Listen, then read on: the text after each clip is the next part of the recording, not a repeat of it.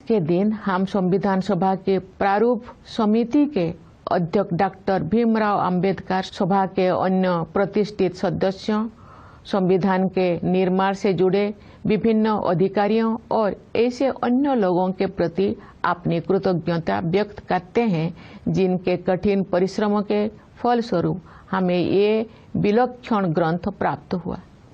प्यारे देशवासियों, संविधान लागू होने के बाद के ये 75 वर्ष हमारे युवा गणतंत्र की सर्वांगीण प्रगति के साक्षी है। स्वाधीनता के समय और उसके बाद भी देश के बड़े हिस्सों में घोर गरीबी और भूखमरी की स्थिति बनी हुई थी, लेकिन हमारा आत्मविश्वास कभी डिगा नहीं। हमने ऐसे परिस्थितियों के निर्माण का संकल्प लिया जिनमें सभी को विकास करने का अवसर मिल सके। हमारे किसान भाई बहनों ने कड़ी मेहनत की और हमारे देश को खाद्यान्न उत्पादन पर निर्भर बनाया।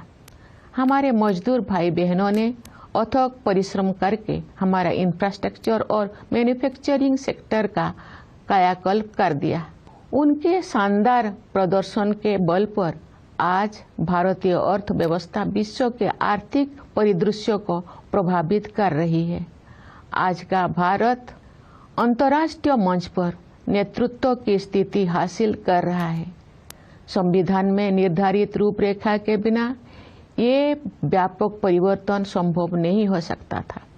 हाल के वर्षों में आर्थिक विकास की दर लगातार ऊंची रही है, जिससे हमारे युवाओं के लिए रोजगार के अवसर पैदा हुई है। किसानों और मजदूरों के हाथों में अधिक पैसा आया है तथा बड़ी संख्या में लोगों को गरीबी से बाहर निकाला गया है। साहसिक और दूरदर्शी आर्थिक सुधारों के बल पर वर्षों में प्रगति की ये रफ्तार बनी रहेगी। समावेशी विकास हमारी प्रगति की आधारशिला है, जिससे विकास का लाभ व्यापक स्तर पर अधिक से अधिक देशवासियों तक पहुंचता है। सरकार द्वारा वित्तीय समावेशन को सर्वोच्च प्राथमिकता दी जा रही है। इसलिए प्रधानमंत्री जन धन योजना, प्रधानमंत्री जीवन ज्योति बीमा योजना, प्रधानमंत्री सुरक्षा बीमा योजना, मुद्रा योजना, स्टैंड अप इंडिया और अटल पेंशन योजना जैसी वित्तीय समर्थन विस्तार किया गया है, ताकि अधिक से अधिक लोगों तक विभिन्न प्रकार की वित्तीय सहायता पहुंचाए जा सके। ये भी एक बहुत महत्वपूर्ण बदलाव है कि सरकार ने जन कल्याण को नई परिभाषा दी है, जिसके अनुसार आवास और पेयजल जैसी बुनियादी जरूरतों को अधिकार माना गया है। वंचित वर्गों के लिए, विशेष रूप से अनुसूचित जातियों, अनुसूचित जनजातियों तथा अन्य पिछड़े वर्गों की सहायता के लिए सभी प्रयास किए जा रहे हैं। हमारे सांस्कृतिक विरासत के साथ हमारे जुड़ाव और अधिक गहरा हुआ है। इस समय आयोजित हो रहे प्रयागराज महाकुंभ को उस समृद्ध विरासत की प्रभावी अभिव्यक्ति के रूप में देखा जा सकता है।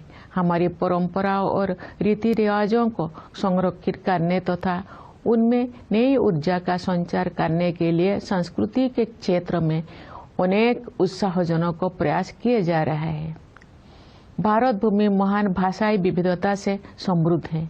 इस समृद्धि को संरक्षित करने तथा इस परंपरा को आगे बढ़ाने के लिए सरकार ने असमिया, बंगला, मराठी, पाली और प्राकृत को शास्त्रीय भाषाओं के रूप में मान्यता प्रदान की है। तमिल, संस्कृत, तेलुगु, कन्नड़, मलयालम और ओडिया। प्यारे देशवासियों, वर्ष 1947 में हमने स्वाधीनता प्राप्त कर ली थी, लेकिन कई अफसोस लंबे समय तक विद्यमान रहे। हाल के दौर में उस मानसिकता को बदलने के ठोस प्रयास हमें दिखाई दे रही है।